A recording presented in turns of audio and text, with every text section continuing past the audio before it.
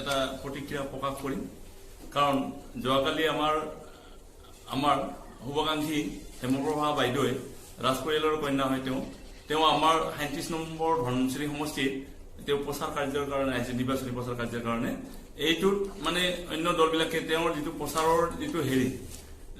তেওঁৰ যিটো প্ৰচাৰৰ যিটো ধং বা প্ৰচাৰৰ যিটো ধাৰণা এই ধাৰণাটোৰ অন্য দলসকলে সহ্য কৰিব পৰা নাই যাৰ ফলত আমাৰ দলৰ জিএছপিৰ প্ৰচাৰ কাৰ্য চলাই যোৱাৰ পিছতে দুৰ্বৃত্তই আক্ৰমণ কৰিছে ইয়াক আমি গৰিহণা দিছো আমাৰ জিএছপি দলৰ তৰফা কোন দলে এইটো কৰিছে আমি হয়তো আজি আপোনালোকৰ আগত আমি অৱগত প্ৰকাশ কৰিব নোৱাৰো কিন্তু যি দলেই নকৰক কিয় এইটো এটা গৰিহণাৰ পাত্ৰ কাৰণ এটা ইলেকশ্যন হয় ইলেকশ্যনটো হ'ল ৰাইজৰ আমি উন্নতিৰ কাৰণে ৰাইজৰ সকাহ দিয়াৰ কাৰণে আমি নিৰ্বাচনত অৱতীৰ্ণ হৈছো ইয়াত কোনো যুদ্ধ বিগ্ৰহ কৰাৰ কাৰণে আমি নিৰ্বাচনত অৱতীৰ্ণ হোৱা নাই কিন্তু এনেকুৱা এটা শান্তি সম্প্ৰীতিৰে আমি নিৰ্বাচনী প্ৰচাৰ কাৰ্য চলাই থকাৰ পিছতো যদি আমাক এনেকুৱা দুৰ্বৃত্তই আক্ৰমণ কৰে ওদালগুৰি জিলাৰ মানে বগৰীবাৰী নামৰ ঠাইত এই আক্ৰমণটো কৰিছে আমাৰ বাইদেউৰ মানে সামান্যকৈ আঘাতপ্ৰাপ্ত হৈছে আৰু সম্পূৰ্ণ গ্লাছখন ভাঙিছে গাড়ীখনৰ সম্পূৰ্ণ গ্লাছখন ভাঙিছে গতিকে এনেকুৱা যদি বাৰে এনেকুৱা ঘটনা হৈ থাকে তেতিয়াহ'লেতো এইটো এটা ভাল নহয় ইয়াত যদি কিবা আইনী ব্যৱস্থা ল'ব লগা হয় আমি আইনী ব্যৱস্থা ল'ম আৰু সকলোকে সাৱধান কৰি দিছো যি দলেই নহওক সি আপোনাৰ মানে বিপিএফ ইউপিপি বা ইউডিএফ যিয়ে নহওক বা বিজেপি যিয়ে নহওক যাতে এনেকুৱা কাৰ্যৰ পৰা বিৰত থাকে ভৱিষ্যতে এইটো এটা শান্তি সম্প্ৰীতিৰ মাজেৰে যাতে ইলেকশ্যনটো পাৰ হয় আমি সকলোৱে কাম কৰিছো তেখেতসকলে যাতে এই আমাৰ শান্তি মানে নিৰ্বাচনী যিটো আমাৰ প্ৰচাৰ ইয়াত সহযোগ কৰে ইয়াত কোনো দলৰ কাৰো মানে দাদাগিৰি সহ্য কৰা নহব জিএছপি দলৰ যি তাৰমানে নিৰ্বাচনী ৰণৰংকা এয়া দেখা পাই তাৰমানে অন্যান্য দলবিলাকে শংকিত হৈছে বুলি ভাবে নেকি সেইটোৱেই নিশ্চয় সেইটোৰ কাৰণে আমাৰ মানে জিএছপি দলৰ যিটো আমাৰ অধিকাৰক লৈ আমাৰ যিটো সঁচা ৰাজনীতি আমাৰ ৰাজনীতি কোনো মানে কুটিল ৰাজনীতি বা মিঠাচাৰ ৰাজনীতি নহয় আমি সঁচা অৰ্থত ৰাজনীতি কৰিছো আমি আমাৰ বিকেডিত অনাবৰো মানুহসকলক ভূমিৰ অধিকাৰৰ পৰা আদি কৰি আমি অৰ্থনৈতিক অধিকাৰ শিক্ষাৰ অধিকাৰ সামাজিক অধিকাৰ এই অধিকাৰ দিয়াৰ কাৰণে আমি যিখিনি কৰি আছো সকলো ৰাইজে যিহেতু আমাক জিএছপি দলক আকোৱালি লৈছে ওদালগুৰি জিলাত সেয়েহে আমাৰ এই তেখেতসকলে অন্য দলসকলে মানে এটা শংকিত হৈছে তেওঁলোকে ভয় খাইছে যাৰ কাৰণে ধৰক আজি গোটেই দিছপুৰ চৰকাৰে আহি গোটেই মানে ওদালগুৰি জিলাত অবৰিখাই পৰিছে হিমন্ত বিশ্ব শৰ্মাৰ নিচিনা মহাপ্ৰতাপী মন্ত্ৰীও আহি আমাৰ এই ওদালগুৰি জিলাত অবৰি খাবলৈ বাধ্য হৈছে আৰু অহাকালি বা আজি আজমল চাহাবৰ নিচিনা হুজুৰ এজনো আহিবলৈ বাধ্য হৈছে কাৰণ এটাই যে আমি জিএছপি দল সত্য আমি ৰাজনীতি কৰিছো আমি সঁচা ৰাজনীতি কৰিছো আমি কোনো দুৰ্নীতি মিথ্যাচাৰ আজি আমি মানে সহযোগ কৰা নাই বা আমি ৰাজনীতি কৰা নাই আপোনালোকে আগন্তুক যি বিটিচি নিৰ্বাচন এই নিৰ্বাচনত আপোনালোকে কিমানখন আসন পাব এইটোতো আপোনাৰ দল পটপটকে ওলাই আছে আমি ধৰক আমাৰ 3খন জিলা কোকৰাঝাৰ চিৰাং আৰু বাস্কা এই 3খন জিলাতে আমি ধৰক আমাৰ যিখিনি চৰকাৰ গঠন কৰিব লগা যিটো সংখ্যা মেজিক সংখ্যা সেই সংখ্যাটো আমি 3খন জিলাতে পাম তথাপিতো আমি ওদালগুৰি জিলাৰ পৰা আমি আশা কৰিছো গতিকে ওদালগুৰি জিলাৰ পৰা আমি আজিৰ তাৰিখত 6খন আসন পোৱাটো আমি নিশ্চিত এই কথাটোত মানে বাকী দলবিলাকে মানে শংকিত হৈ গৈছে ভয় খাইছে তেওঁলোকে আচলতে ভয়ত তেওঁলোকে মানে কি কৰো কি নকৰো মানে এটা হেৰিত পৰিছে বিমত পৰিছে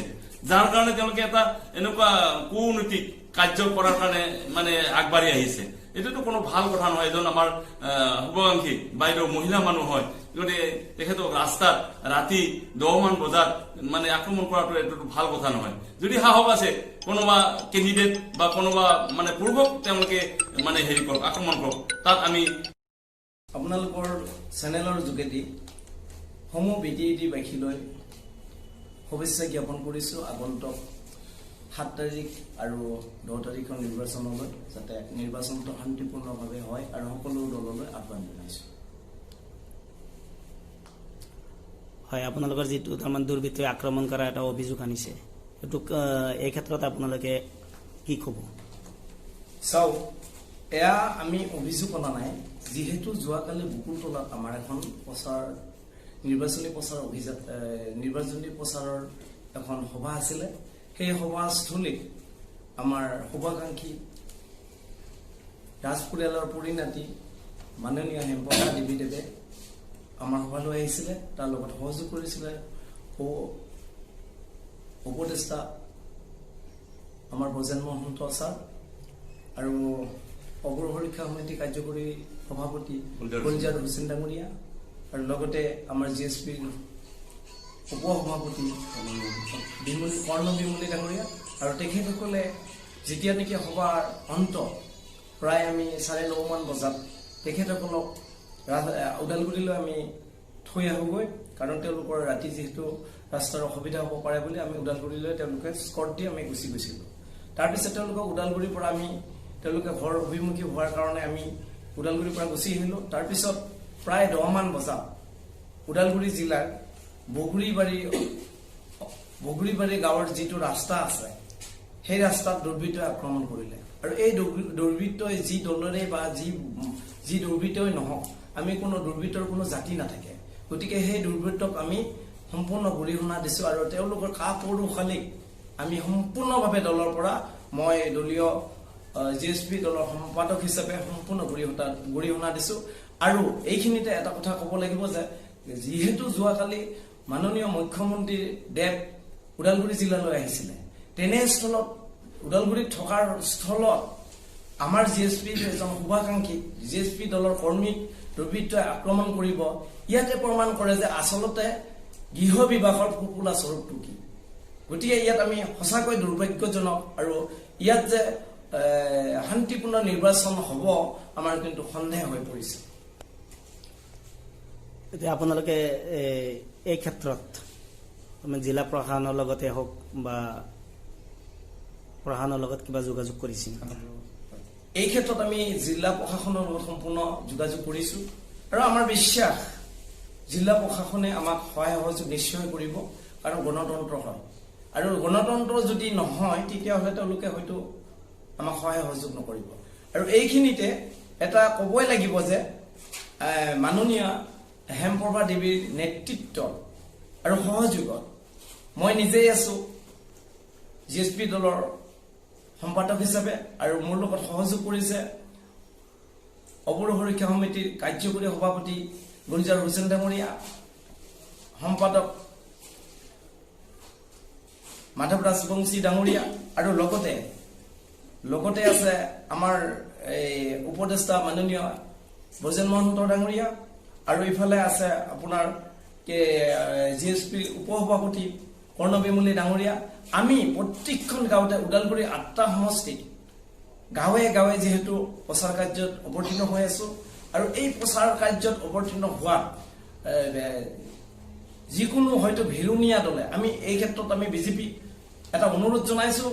আৰু বিজেপিৰ মুখ্যমন্ত্ৰীদেৱক আহ্বান জনাইছোঁ, তেওঁ এজন মুখ্যমন্ত্ৰী হৈ অসমৰ ৰাইজৰ মুখ্যমন্ত্ৰী হৈ থাকক, তেওঁ বিজেপিৰ মুখ্যমন্ত্ৰী হ'ব নালাগে। আমি তেওঁৰ কাৰ্যপ্ৰণালীত আমি দেখিছোঁ তেওঁ বিজেপিৰহে মুখ্যমন্ত্ৰী, কাৰণ কোনো ৰাইজৰ মুখ্যমন্ত্ৰী হৈ থকা নাই, আৰু ৰাইজৰ মুখ্যমন্ত্ৰী হৈ থাকিলে তেওঁ হয়তো এইবিলাক আমাৰ যিবিলাক দুৰ্বৃত্তৰ আক্ৰমণ হয়তো নহ'লহেঁতেন। আৰু যিহেতু তেওঁ এতিয়া এটা অতিকৈ দুৰ্ভাগ্যজনক আৰু পৰিতাপৰ বিষয়, আমাৰ যিহেতু ওদালগুৰি ডিষ্ট্ৰিক্টত আমি যিখিনি আমাৰ নিজৰ পলিচিত আৰু হেমপ্ৰভা ডাঙৰীয়াৰ যিটো নিজাববীয়া যিখিনি ৰাজনৈতিক পলিচিত আমি সকলোৱে একেলগে আগবাঢ়ি গৈছোঁ, এই পলিচিত কিন্তু সকলো বিজেপিয়ে নহয়,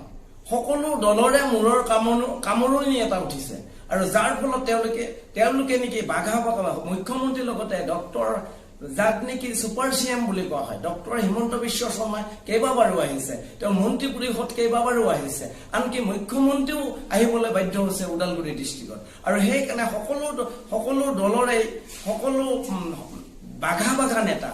আমাৰ ওদালগুৰিত সদায় প্ৰত্যাপনৰ তেওঁলোকৰ এটা নৈতিক নৈমিত্ৰৰ পৰিৱৰ্তন হৈছে, এটা নৈমিত্ৰৰ তাৰমানে নৈতিক নিয়মৰ তাৰমানে যিহেতু যিবিলাক স্বাভাৱিক নিয়ম বুলি কোৱা হয় জীৱন যাত্ৰাত, তেওঁলোকে স্বাভাৱিক নিয়মলৈ পৰিণত হৈছে যে ইয়াত বাঘা নেতা সদায় থাকিব লাগিব। আপোনালোকে GSP নেত্ৰীক যিদৰে আক্ৰমণ কৰিলে, হয়, আপোনালোকে ইয়াৰ পৰা এইটোৱে ক'ব বিচাৰে নেকি যে বড়ো ভূমিত অৰ্থাৎ BTCত অনাবোৰো তাৰমানে সুৰক্ষিত নহয়? চাওক আজি বড়ো ৰাইজে কিবা এটা পাইছে আমাৰ তাত ক'বলগীয়া নাই কিন্তু তেওঁলোকে আমাৰ বিটিআৰ চুক্তি যিখিনি আপোনালোকে বিটিআৰ চুক্তিটো চাইছে তাত কিন্তু এছটি আৰু নন এছটি শব্দটো আছে অনাপুৰৰ অৰ্থাৎ নন এছটিৰ একোৱেই নাই গতিকে তেনেস্থলত তেওঁলোকে যে কি কৰিছে এইবিলাক আপোনালোকৰ প্ৰচাৰ media printing media portal media digital মিডিয়াই ইতিমধ্যে প্ৰকাশ হৈ গৈছে তেনেস্থলত আমি যে নিৰাপত্তাহীনতাত ভুগিছো এইটো জল পটপটকৈ ওলাইয়ে পৰিছে আৰু বিশেষকৈ যোৱা 17টা বসন্তত হাগ্ৰামা ডাঙৰীয়াই যিখিনি দুৰ্নীতি বা যিখিনি কাৰ্যকলাপ কৰিলে বিশেষকৈ আপোনালোকে যিহেতু বিশেষকৈ সাংবাদিক বন্ধুসকলক মই আহ্বান জনাইছো আপোনালোকে যিহেতু প্ৰত্যেকখন গাঁৱলৈ গৈছে আৰু আপোনালোকে দেখিছে তাৰ ৰাস্তা পদূলিৰ অৱস্থা য'তেই অনাবৰো ততেই বেয়া ৰাস্তা আৰু য'তেই তিনি ঘৰ বৰুৱেই হওক কিবাই হওক তাতেই কিন্তু ভাল ৰাস্তা ইয়াৰ পৰাই প্ৰমাণ কৰে যে আমাৰ বিশেষকৈ আমাৰ অনাবৰো ক্ষেত্ৰত তেওঁলোকে যিবিলাক ক্ষতি কৰি আছে আমি নিৰাপত্তাহীনতাত ভুগিছো এইটোৱে কাৰণ হৈ পৰিছে আৰু এইখিনিতে আমি এটা ক'ব লাগিব যে যিহেতু কালাই গাঁৱত মডেল চিকিৎসা হস্পিটেলখনত যিকেইটা নিযুক্তি হ'ল হয় সংখ্যাৰ ফালৰ পৰা চালে তাত এটাও বড়ো নাই কিন্তু তাত গোটেইকেইটা বড়োকেই নিযুক্তি দিয়া হৈছে এটাও বড়ো যিহেতু নাই কিন্তু তাত গোটেইকেইটা বড়োক নিযুক্তি দিয়া হৈছে আৰু অবড়োত কিন্তু তাত শূন্য এটা মহা এটা শূন্য দিয়া হৈছে যাক ভিকুৱাম বুলি কোৱা হয়